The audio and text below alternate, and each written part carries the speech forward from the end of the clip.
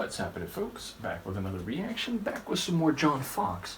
And once again, big shout out to Adrian, who's provided material, as well as Han Solo, who started off the John Foxx journey. And again, at some point I am going to go back to the future, so to speak, and react to the rest of that ambient album, Avenum.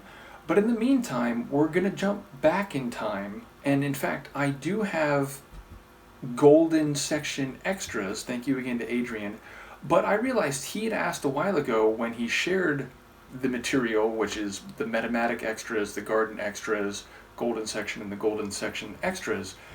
He was keen for me to check out not only the Garden extras, but one of the tunes in particular, which is apparently a B-side to Europe After the Rain, which is This Jungle. So that's what I'm here to do, and then after this we'll go through the other 3 tracks in this bonus tune for the, or extra folder for the Garden. Then I'm going to jump to the golden section extras. So that's the plan for the next several John Foxx reactions. But yeah, This Jungle, I am curious about the phrase.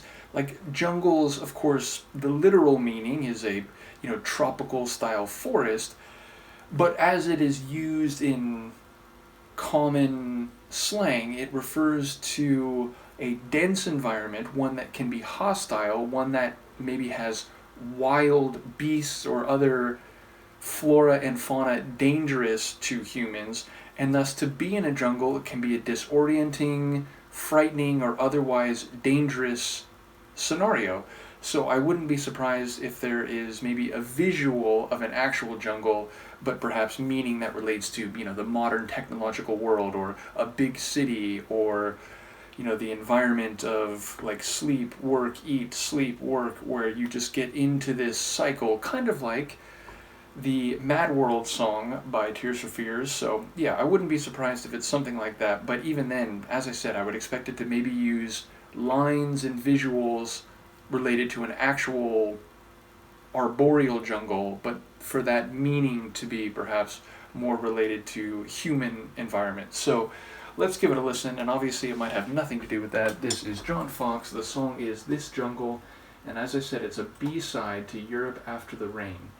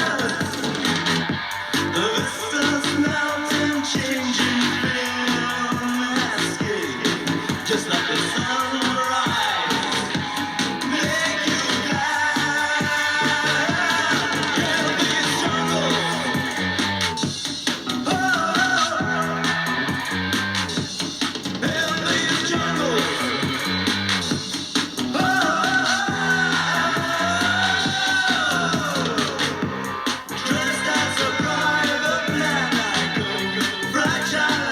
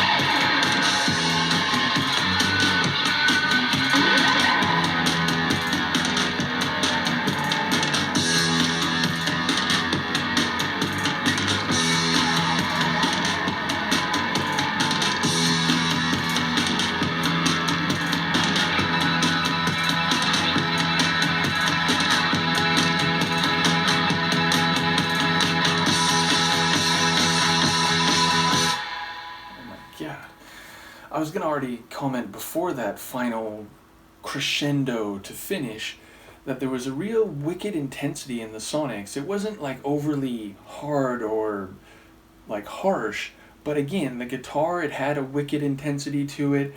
The bass line had this very energetic groove to it, and the overall sonic atmosphere just had this energy throughout, and especially as it got into the latter stages.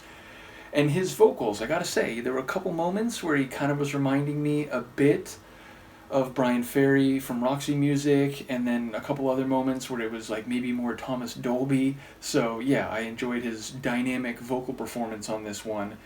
And I definitely, it does have an earlier 80s feel, which again, like we've been going through Golden Section only a couple years ahead of this, but you know, people who've been following the channel and who've provided music and who were at least a few years older than me, because again, I was around when this came out, but I was but a wee babe, and it wouldn't be until, again, like 84 or so, that as a like 3 and 4 year old, I remember listening to Speak and Spell, which is like my first discrete musical memory. I think I heard classical music and other things growing up in my house, but having the cassette tape of Speak and Spell was the first time I connected to music, and it was like a conscious, deliberative experience. And then again, that would become now a lifelong enjoyment of Depeche Mode. In any case, the point is, like, I've since come to understand, you know, the 81, you know, new wave and things were like really changing and shifting, and even though 83 and 84 are only a couple of years later, by then things had definitely changed and would continue to evolve, certainly. But